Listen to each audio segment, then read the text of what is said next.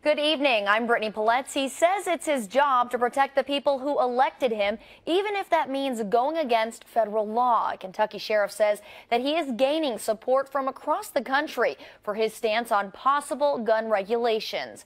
Jackson County Sheriff Denny Pyman says no one in his county will ever have to give up their guns. WKYT's Victor Puente has the top story.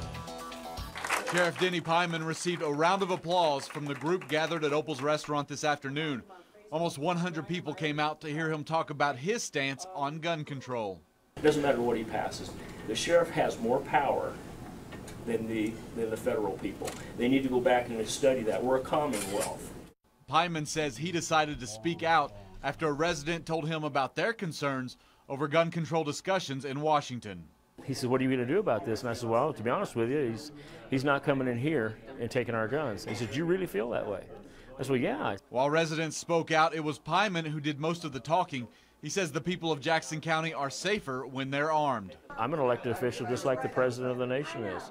Only he doesn't live in Jackson County. I do.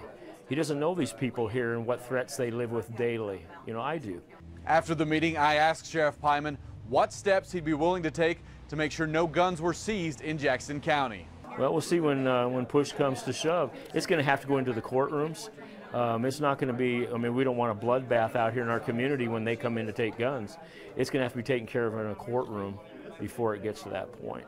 Pyman says even regulating certain types of guns is going too far. They're talking about AK-47s is basically what they're talking about.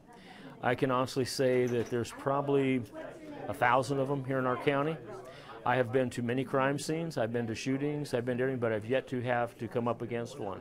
The people that have them here have them for protection. The sheriff says he's not taking any specific steps yet, waiting to see if any new laws are passed in Washington. In Jackson County, Victor Puente, WKYT.